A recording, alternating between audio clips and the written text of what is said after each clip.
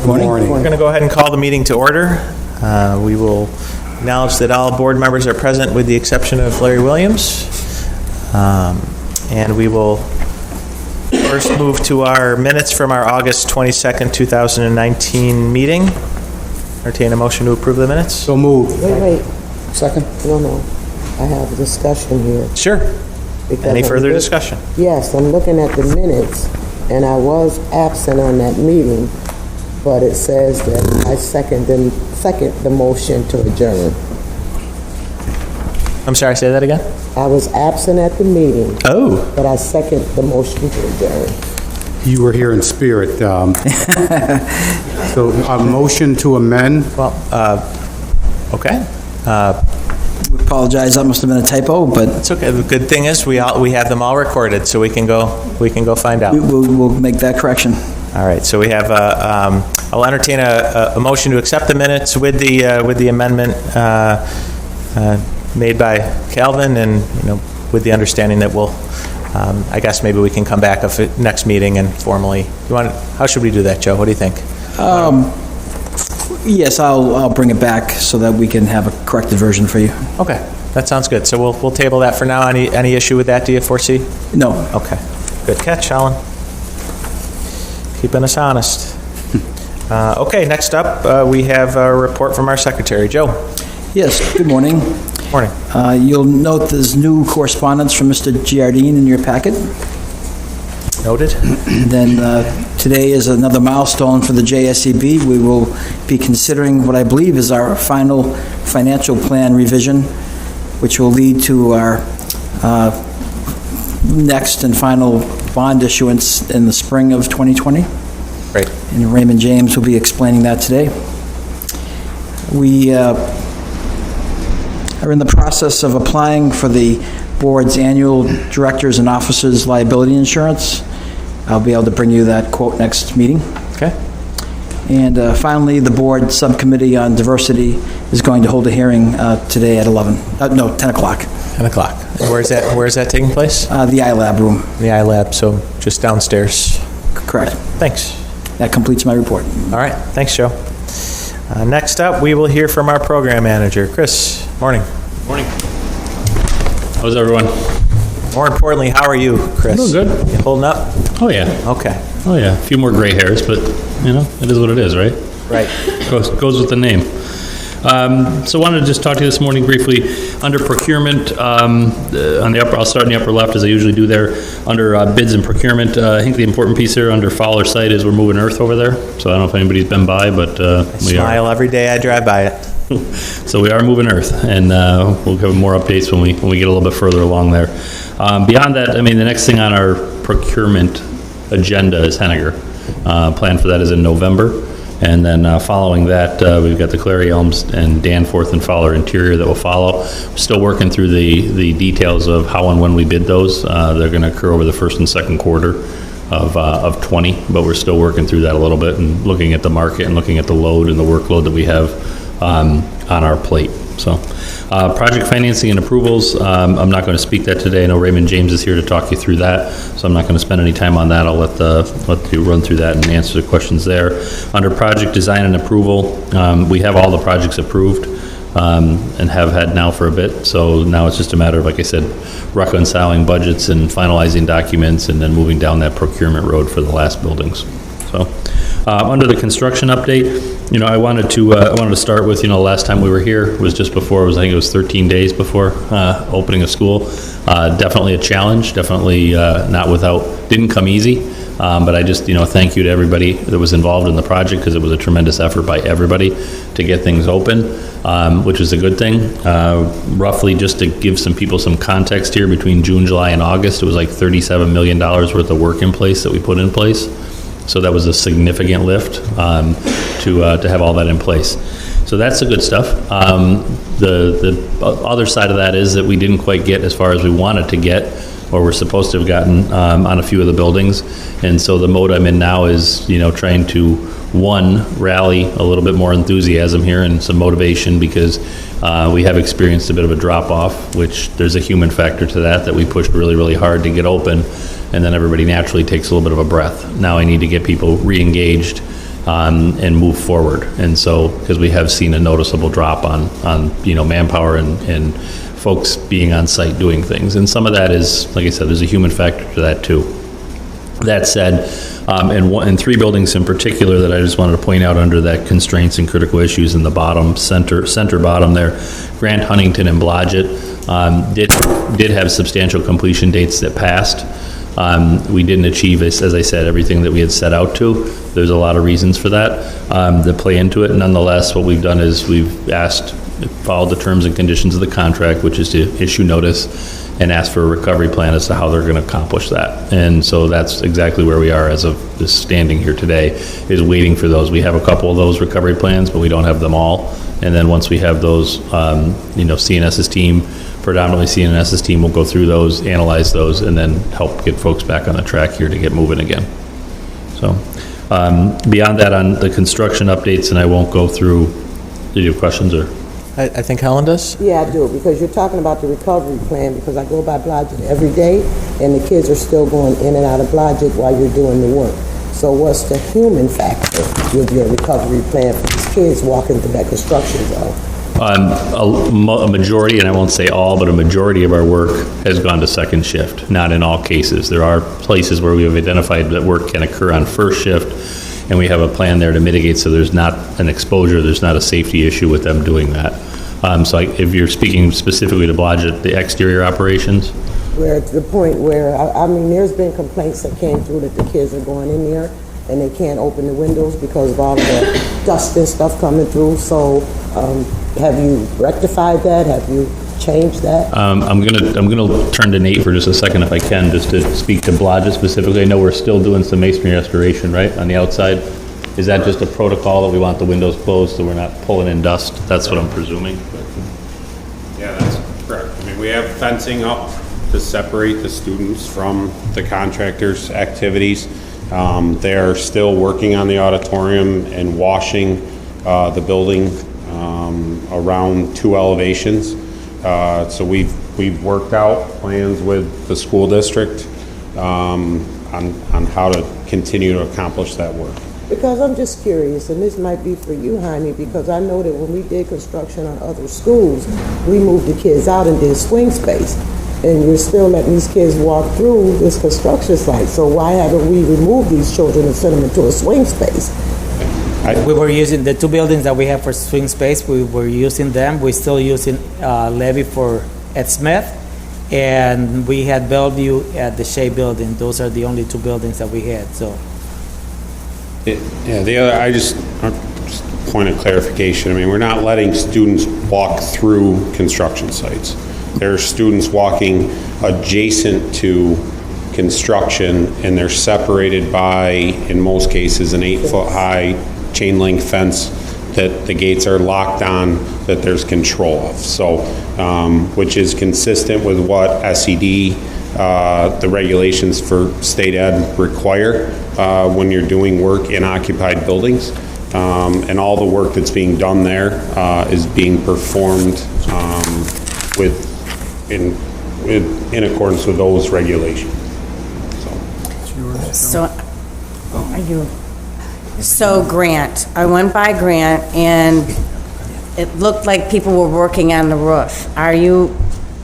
That's where it looks like they were, during the school day. So are you ensuring that whatever you're doing on the roof is not disrupting whatever learning is taking place in that building? Our on-site teams are in constant daily communication with the principals. If there are issues, then those issues are getting reported to our on-site teams, and they're being addressed. At Grant specifically, we are also working Saturday and Sunday. We had 25 people on Saturday and 21 people on Sunday working on large sections of the roof. So the crews that are working on the roofs at Grant are much smaller during the week, and then expanded crews on the weekends. You should also have noticed that the crane is there on the weekend at Grant swinging over the top of the roof, which is an operation that is not taking place during the week. I think this man was on the crane, but So- There's, And it was during the school day? Lupini is still working on, off of boom lifts. And they have material boomed up to the roof. That's the masonry restoration work that they're trying to complete at the top of the two elevations. The roof work is actually on the back side of that over the auditorium. And then we have two areas underneath that where there are no students currently. And is Ed Smith on time? Yeah, Ed Smith, the current plan for Ed Smith is, we've got a fire department inspection on the 3rd, which will be next Friday, that'll be coming through, and then the plan is to move in, well, it's a staged move in, basically just before, up to and during Columbus Day weekend. So they'll be moving in. Will moving everything contents in. be completed? Or will there have to be work done after the kids are... There's going to be some things, I'm certain. I mean, we're in the process of punch listing the building now, and I think there will be parts and pieces, but of a minor nature, Pat, not a significant. You know, we don't have a roof that we have to finish. We don't have an addition that we have to finish. There's going to be punch list corrective work that'll have to happen, and that'll happen for a little bit. But when you're going to walk in, you're not going to see, a significant incomplete scope of work. Does that answer the question? Yes. So I would say qualified that there will be small things, but we're not talking about significant scopes that are absent. Because there's very few workers there compared to what there were. Hey, Art is the individual from LaChase that's there. Art, you've been averaging 20-something? A little bit more than that. Okay. We're probably up in the 30s and stuff. There's people tucked away, but it's come along very well. People are going to be proud of that school. Yep. Come and take another visit. It'd be nice if you want to. Oh, I will. I'll be there Saturday, so. And how is Huntington? Huntington we're back in and we're there. Huntington is a focus right now to get those remaining scopes and get some concerted effort going. That's one that we're waiting for that recovery plan and a listing of all the work that's remaining and to get done. So yes, there's a fair amount of work left to do at Huntington. Just to be clear on Ed Smith, so that the plan is students back in there immediately after Columbus. The 15th is, I believe, will be your first full day of classes there, correct? That's the whole move-in schedule. Yep. So Yep. we get student tours on those days, and these are all the move-ins and everything. Yeah, so the idea is that the contractor vacates by the 6th, by Sunday the 6th. The contractor, you're no longer a resident in the building. I mean, they're going to have work, but they're out of the building. And then over that week of the 7th, they're going to do some student tours of the building to familiarize the students and staff with the building. And then the facility moves over that Columbus Day weekend, the 12th, 13th, 14th, and the 15th being the first day of class in the building. Is that when the teachers are supposed to be doing it over the Columbus Day weekend? Before that, the week before, they're gonna be moving all the boxes and all that. We have it in After two school? stages. It's 2 stages. We have the initial move, which is like 80-90% of their stuff. The days of the student tours, the teachers are going to go in that night, and then we will have the building open Right. over Columbus Day weekend for any last-minute stuff. Our goal is to try to get 90% of it done before Columbus Day weekend even hits. We Because worked just that out with the principal and with everybody.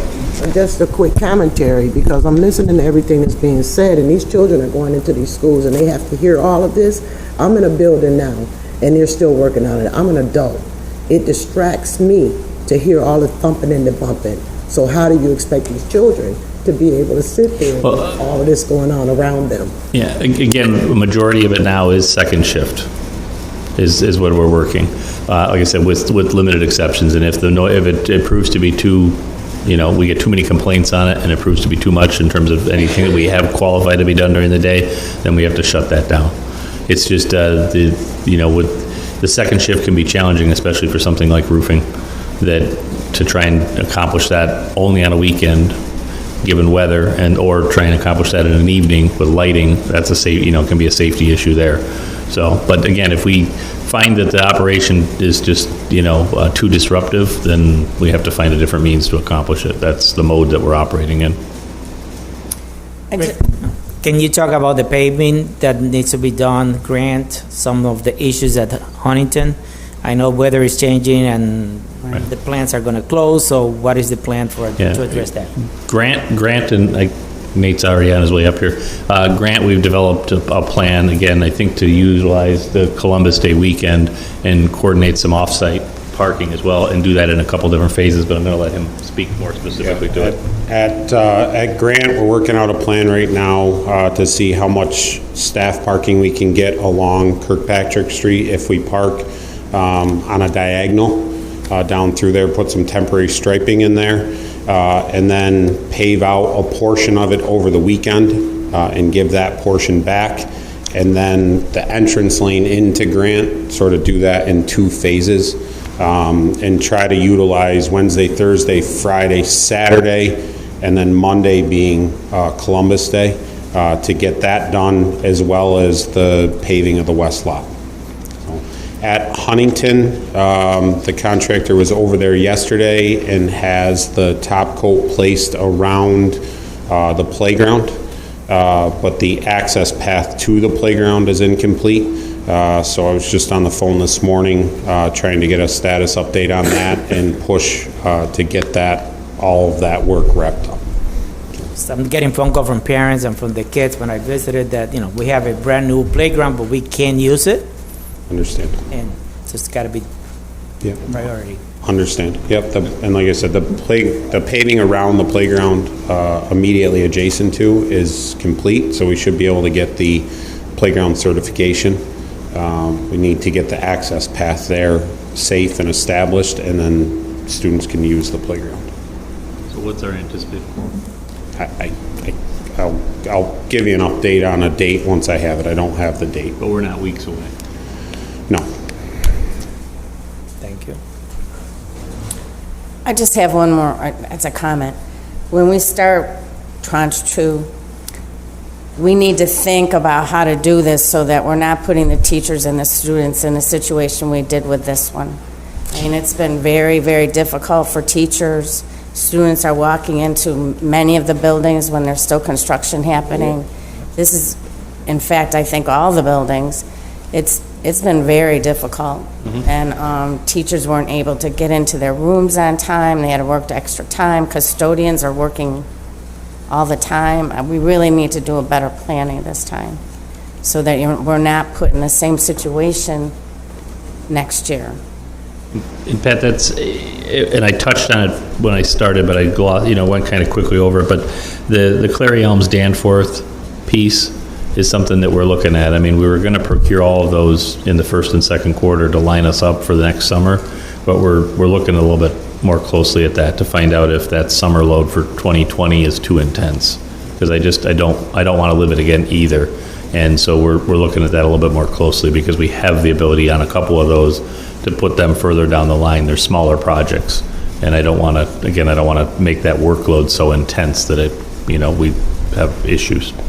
So your point is well taken, and I appreciate the question. So Thank you. Because I would just dovetail, and I know we've got a lot on the agenda, what Commissioner Bodie, Councilor Hudson, and the mayor have said, as well as Jaime, as the superintendent. We should do a gap analysis.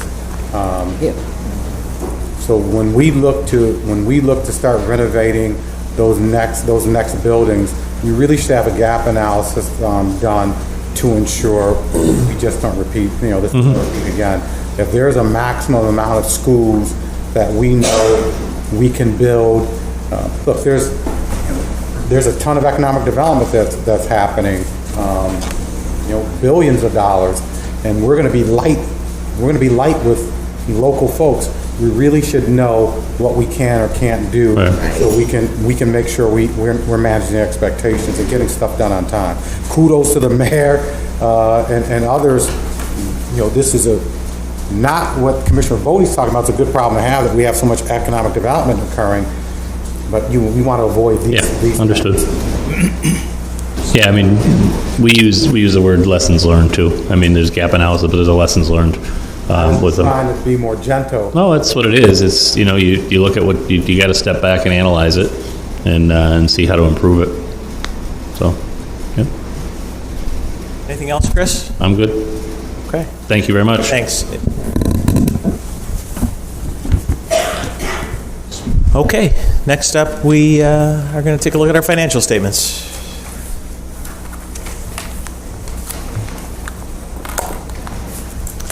Good morning. You're going to find in your packets we have both the May and June financial statements. We did not present the financials in May and June, therefore both months I will cover both simultaneously throughout the report. Next month, I will do both July and August financials just to get us back on track again. So I'm going to start with the June financial statement, okay, if you have that one in front of you. We gave you the May one as well, just as a read, as a reference.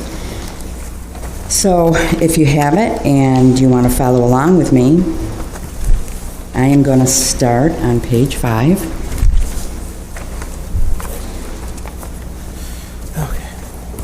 Bear with us here. Yep, no problem. I know you've got a lot of paper there. And you have both May and June. It should say June right on the front. Towards the back of the packet. Yep. And page 5. Good. We all got it? Okay. I think so. Yep. Good. Okay, so the first report that we have here is our statement of net position. And at the end of June, it shows that the JSCB fund has a total of $155.4 million of Phase 1 and Phase 2 cash combined.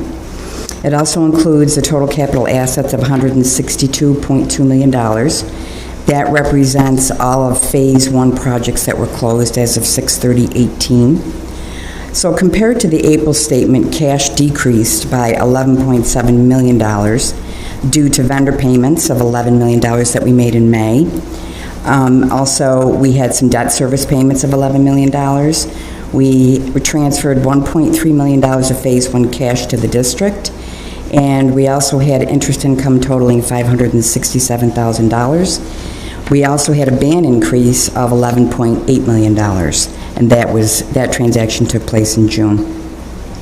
So the total liabilities at the close of June is $294.5 million, and that includes our bonds payable for both Phase 1 and Phase 2 projects, and a bond anticipation note, which increased by $8 million in June for Phase 2 expenditures, but primarily for the Fowler Field. So at the end of June, the unaudited total net position is $23.1 million. Now I'm going to move on to page 6.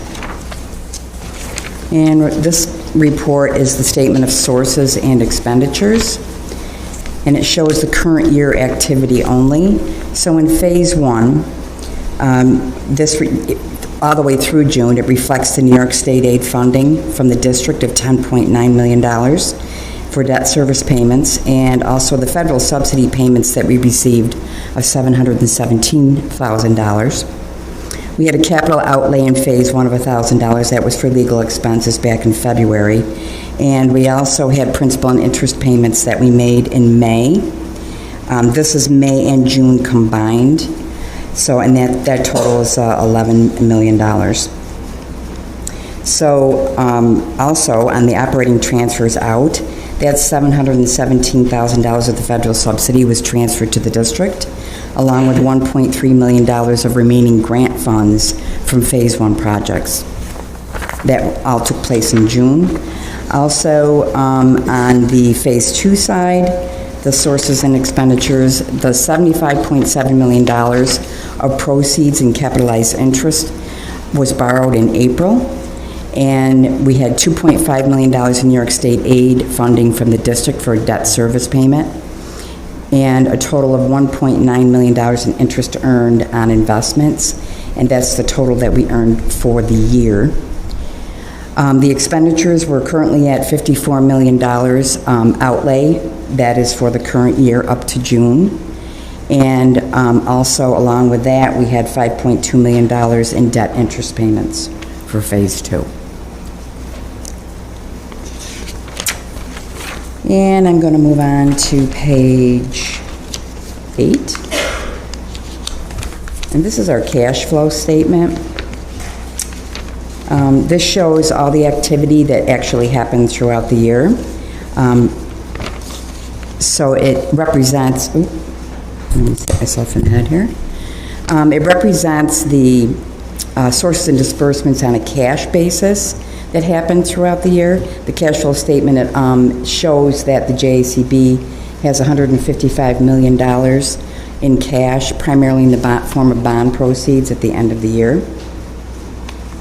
You'll notice there on May, which we didn't report in May, we had $11 million, which I reported earlier, in the capital outlay. And also, we did make debt service payments totaling $11 million. And the last page shows our revenue and expense inception to date.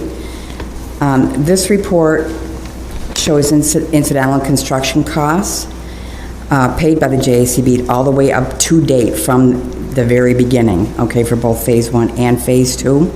So the inception to date sources totals approximately $142.9 for Phase 1 and $214.5 million for Phase 2.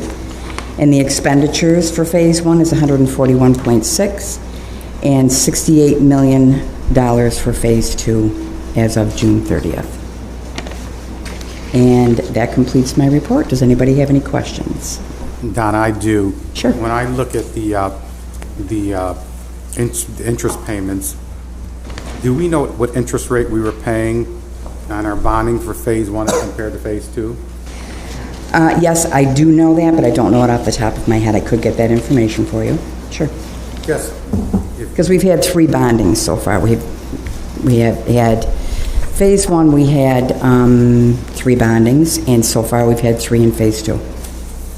Yeah, I'd be curious as what the rate is, since rates are going down. Yeah, the rates are different each time we borrow, so I can get you a comparison, sure. That'd be great. You just email that out to the board? Sure. That'd be great. Thank you. Anything else? Thank you. Okay, thanks. All right. Next up, we have a presentation on the revised financial plan.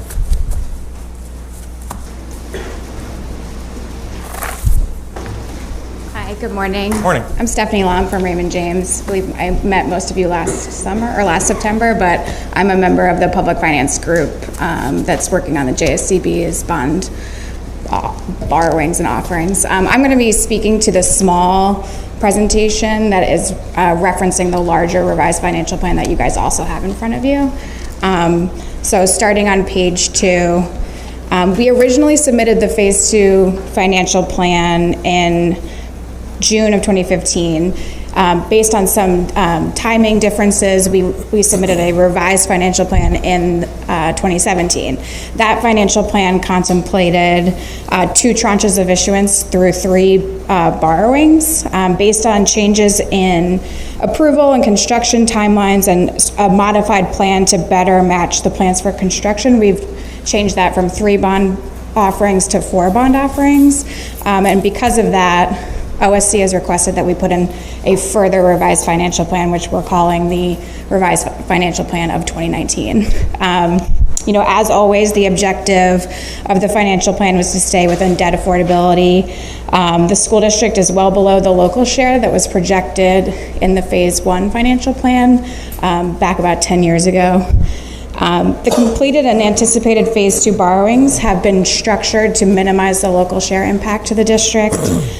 We've done that through optimizing the MCA, the maximum cost allowance, providing for short-term borrowing through the city of Syracuse, through the use of bond anticipation notes. We've issued the bonds in multiple tranches to to better match contract and construction timelines.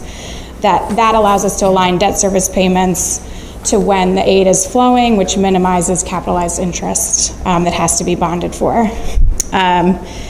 The school district has also prudently used money set aside for interest costs during the period prior to building aid reimbursement. That has been a total of $6.2 million over 2 prior fiscal years. Additionally, we've actively sought to lower the cost of issuance on the Tranche 2A borrowing. Tranche 2A borrowing, we eliminated the Fitch credit rating. Previously, we had sold our bonds with Moody's, S&P, and Fitch.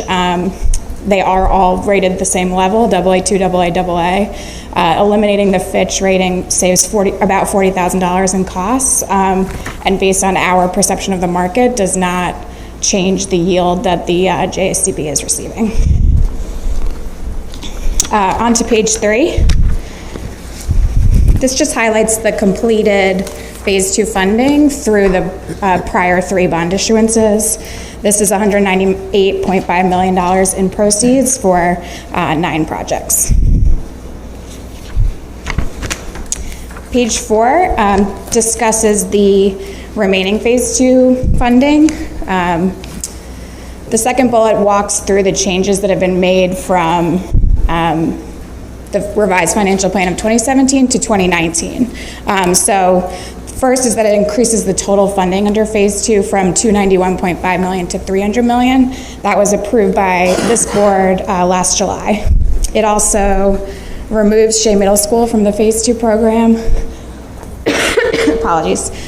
Increases the budgets by $1 million for Bellevue, Ed Smith, and Blodgett. Those increases were funded through the Tranche 2A borrowing.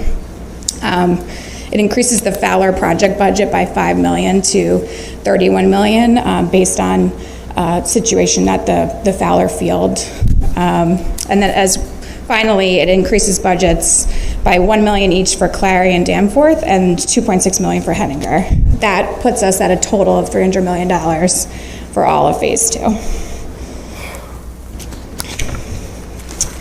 So page 5 is a schematic sort of the Phase 2 Tranche 2B financing timeline. We're anticipating issuing the bonds, Tranche 2B bonds, at the end of January. Receipt on the building aid of these projects, with the exception of Fowler, does not commence until fiscal year 21-22, which would mean that the first interest payment that would be funded after full building aid commences is the May 1st, 2022 payment.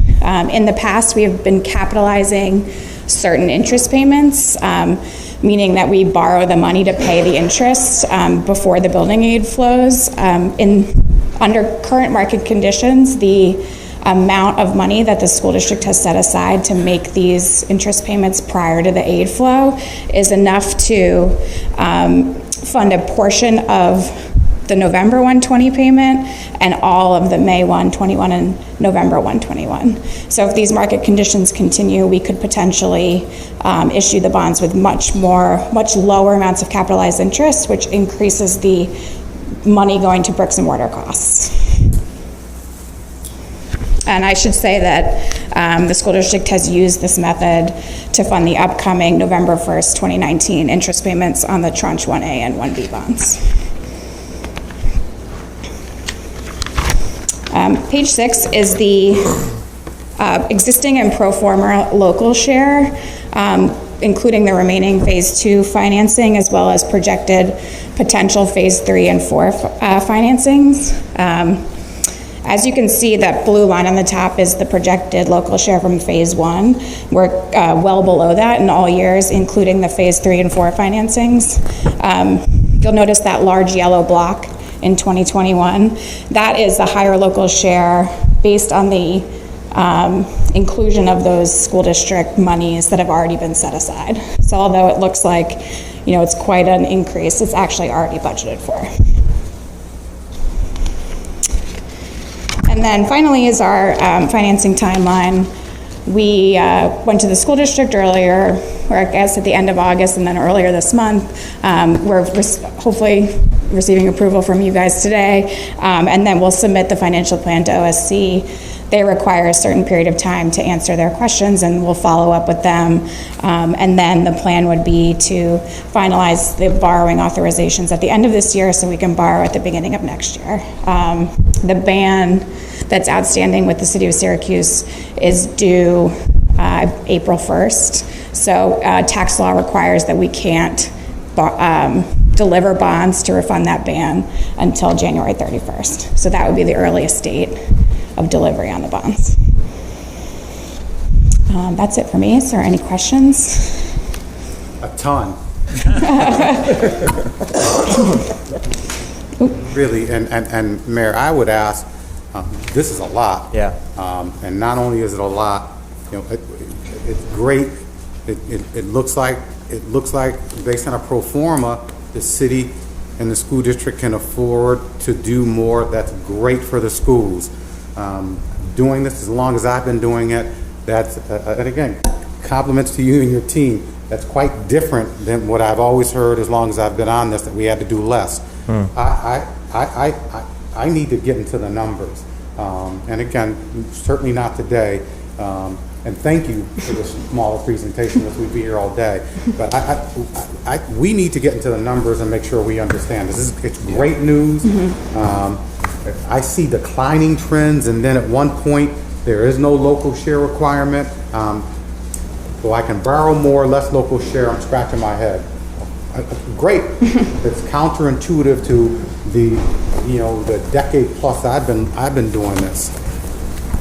And from my perspective, it's a combination of the obviously low interest rate environment. These numbers are accounting for current market rates in the beginning of August plus 100 basis points. So we've added a 1% cushion to sort of give us some wiggle room in case things change, which they likely will until the beginning of January. And also the fact that we've structured starting with the last transaction and then projected forward to create a level local share overall, which when you look at it on an individual basis can look like some borrowings have negative local share because we are placing it in years where there's already significant amount of local share. So that could be where you're seeing that negative, but it's being made up by the local share that exists on the prior bond. So that's, again, as I look at this, that's exactly right. I know there's a lot of nuance to this.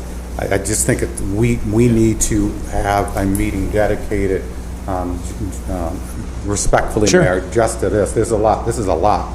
Okay. It's great. It's great for our schools. That's another thing. But I don't see it.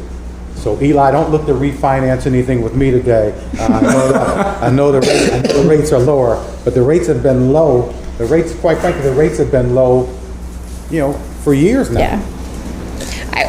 Municipal market rates are years 10 to 30. We only borrow through 15, so it's not as relevant to you, but 10 to 30 is basically at historic lows. I get it. I get it. I do municipal borrowing as well, so I get that. This is great news. Yeah. a lot that has to be digested. Joe, what format do you think is most appropriate for a deeper dive into this plan? Well, I think it would be a special meeting. It is the last item on our agenda this morning, so we could hold it for a special meeting. Okay. It's a matter of picking a date and, of course, maintaining the schedule. Right. I don't know if next week would be too soon, or We'll try to make it work. Need 2 weeks. Everyone generally in agreement that it's worth the time? Chuck, did you have something? I just had one other question, and it's based on a question that you raised, Calvin, about the gap. And what we heard from Chris is if we're going to put realistically the timing of these projects, that doesn't seem to now coincide with what the borrowing plan is. If we can't do one of these schools for a year later, realistically, why is it so early in the borrowing plan? It's not really a question for you. Right, yeah. And Chris, so when I said, Chuck, when I said a lot, yeah, I mean, there are multiple moving parts with this. And from my perspective, that goes back to the city's procurement policy that requires funds to be in the bank before the contracts are awarded. So I think it goes back to that timing. Okay. Good. Well, it sounds like this is worth some extra time, so Okay. we'll go about trying to schedule a special meeting. So in terms of schedule, a week from today, I'm not available. We have a law department events most of the day. I don't think I am either, Joe. We'll figure it out. So we'll Is this do it last offline. night Okay. for us? It is, yeah, it's the last. Okay. But potentially that Friday, we can throw dates around, circulate dates. We'll get an email around as early as today. Okay. Thank you. Thank you. Appreciate it. Okay. We have one more report before we get into our resolutions, and that's from our Compliance Officer. Good morning. Lloyd, how are you? Good morning, thank you. Good. Okay, so because we have another meeting after this, we have actually expanded the report to kind of break it down. So I'm going to probably not read all of the numbers, but the major ones, so just stop me at any time. Sure. So it started out with our summary. As you can see, the goals are exceeded continually. We are having a little bit of an issue with the residency piece, but what we're finding is a lot of the applications that we get in, there's a lot of firms that are using local hires that are not aware. So we send out attestation forms to get that residency number up, and we're updating that. And so we're just educating the contractors on a repeated basis to let them know. New contractors come in, send us attestation. If you have residents that need to be reported, please let us know. And we're catching that when we review the pay apps. So we're hoping that will go up. Every other number is exceeded, but we're doing a monitoring every 2 weeks instead of every month, just to catch it, because we know that some people come on site for a little bit and they're gone. Mm-hmm. Okay. Good. So the next slide, we're going to start with professional services on the MBE. We broke this down into Tranche 1 and Tranche 2 just to hopefully explain it better where we're at. Collectively, for professional services for MBE, for 1 and 2, we're at $8.2 million for MBE firms. And so far, collectively, $3.9 million has been paid out. So about 22.45 was the approved amount. These numbers are going to keep calculating towards the end, and we have a final number only because everyone has a piece. So instead of doing a total on each page, we just did it at the final. For the women for the professional services, same idea. We broke it down to Tranche 1, Tranche 2. We included Turner and Landon and Ryan at the top, although we're on both tranches of the project. That way we can have the total of at the bottom at $4.3 million for WBE, and so far $2.11 million, $2,115,000 has been paid out to date for professional services. For construction, we separated that out also. For Tranche 1 only for MBE, $11,400,000 has been approved for MBE utilization, and so far $7.4 million has been paid out. So roughly about 64% has been paid out. Again, because we're on the 60-day lag, we don't report anything unless we have supporting documentation. So talking to Tom today, we're going to have a big amount that's going to be paid that's going to increase this number. But again, if we don't have EFTs, checks, and that, we won't report it. So with punch, yes. No, keep finishing then when you get done. Oh no, I'm good. Because I should have stopped you on the WBE. Yes, I'll go back. Because I'm looking at Henniger and Nottingham, and their goals are 8%. That means we have to set goals for us. But anyway. Mm-hmm. It's not meeting the goals on Henniger and Nottingham.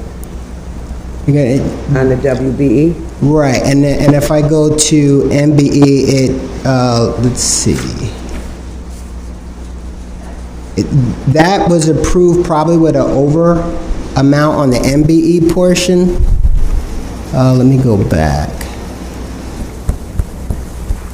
Okay, see the MBE portion, we have 36% and 30% on Nottingham for professional services. Okay, so you're combining them. Well, if they're over, Lamont and I agree, if they're over and they're short on a W and collectively they're over the 20%, we approve it. Okay. So let's move to your next page on construction. Okay. Bellevue and Huntington. Okay, Bellevue, day automation at the 12% year? Excuse me? Which one? I'm sorry. Looking at Bellevue at the top. MBE or WBE? Construction. Oh, construction. MBE. Okay, so we're at 13% for Bellevue.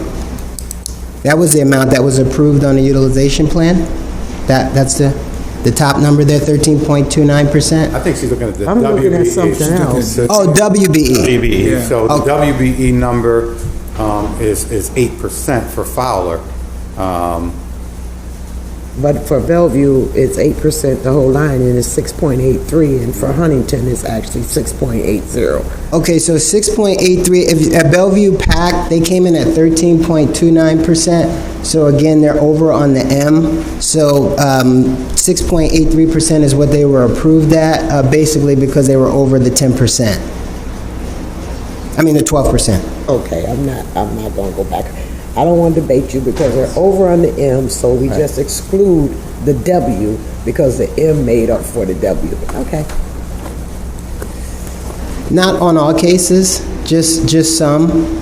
It depends on the challenges. When we get the utilization plan in, we go through the entire thing. They send us a call log. We call everybody on the City of Syracuse list. Everybody that they state they called, we call again. Everybody that they left a message for, we call and we make sure we get through to them. At the end of the day, their full utilization plan, we go through every certified firm, and if there's no one else that's interested in the work, that's how we come up with our conclusion. We don't go by anything that they say solely. We, between me, Stacy, Lamont, we converse on this before any approval is done. We send it to Lamont, we review everything, we have a full spreadsheet, everybody is called. And there's been cases where they've called and left message and we said that's not good enough.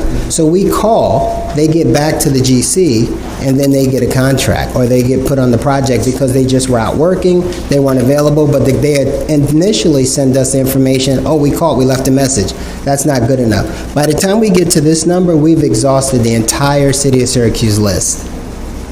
And we also keep documentation of the firms that tell us they're not interested.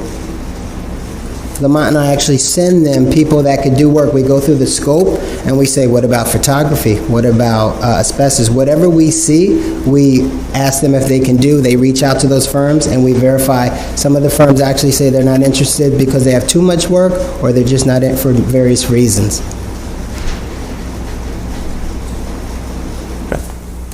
Was that good, Helen? So for the MBE for Tranche 2 construction, collectively for Tranche 1 and Tranche 2, we're about 18 million to MBE firms. So far, 7.6 million has been paid out to date.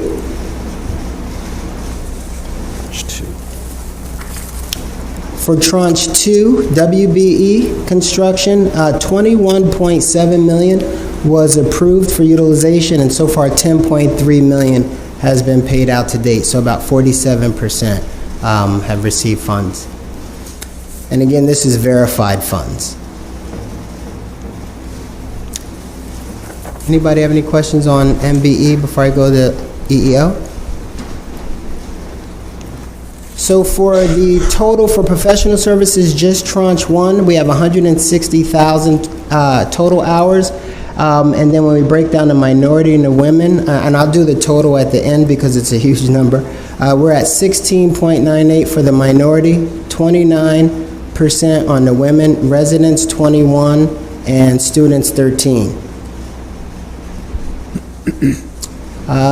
For the Tranche 2 construction, 361,000 hours, and then 18.59% total minority participation, 4.67 on the women, 13.47 on the resident, and 7.10 on the students. And it's a little low on construction. We picked up a lot with professional services early on, so that'd be on total on the last page. For Tranche 2 construction, we have the total for construction, then we have the Tranche 1 and Tranche 2 totals. So we're at 18.91 on the minority, 4.65 on the women, 13.12 on the residents, and 6.93 on the students. So the overall number, we work with Lamont to try to tell a story, so it's just one number, and we're going to revise it again, hopefully to get construction all on one slide, professional service all on one slide, instead of breaking it up into tranches. But the grand total is 577,000 hours on the project. Of that, 105,000 were minority workers, 75,000 were women, 91,000 of those hours were residents, and 50,000 were city students. So that gives us our 18.22 overall for minority, 13% on the women, 15.89 on the residents, and 8.79 on the students. Oops. Any questions on the EEO portion? So I just want to make sure I'm tracking this right. Sure. Looking specifically, so when we looked at construction for Tranche 2, you noted the lower percentages in women in residence that were made up by professional services. I see that reflected in MBEs, or I'm sorry, WBEs. I don't see it in residence. We're still at 15, under professional, we're still at 15%. For the hours or Right. let's see, construction. Right, so when we go back to professional services, the women were at 29.64%, and then when we look at construction, it's 4.67. So we kind of picked up some from the professional service side. Okay.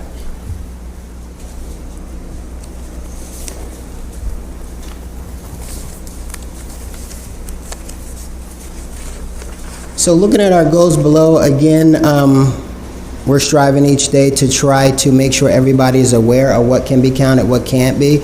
A lot of some of the dollars are withdrawn if you have a majority sub or a minority sub and they're using a firm but they're not actually doing the work. Those dollars are subtracted, so that's not counted. The overall dollars are, but not for minority or MWE participation.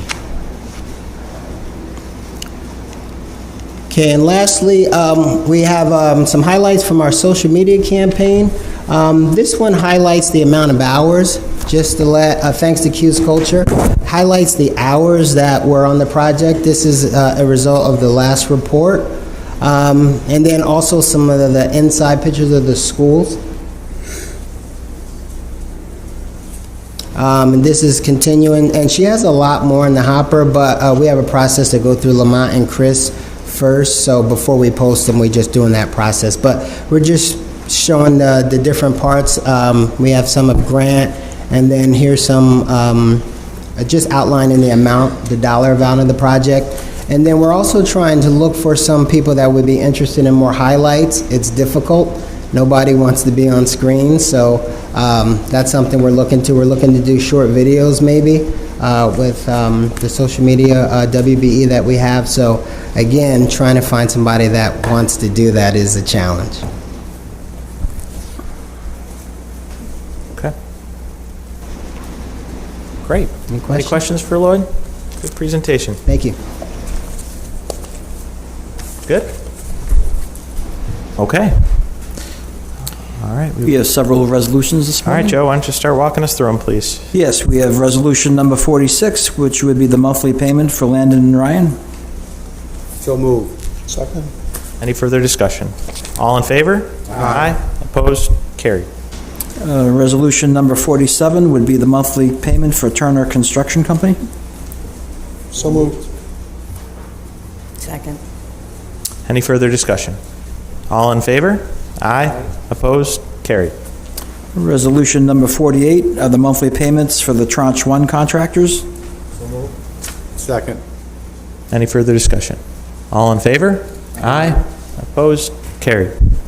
Resolution number 49 are the payments for the Tranche 2 contractors. So moved. Second. Any further discussion? All in favor? Aye. Opposed? Carried. And resolution number 50 is an adjustment for the Kidney Architects contract to increase their reimbursable expenses up to $69,606.27. So moved. Second. Any further discussion? All in favor? Aye. Opposed? Carried. And as we discussed, I believe the plan is to hold resolution number 51, which deals with the financial plan and the corresponding adjustments in funding allocation. Good.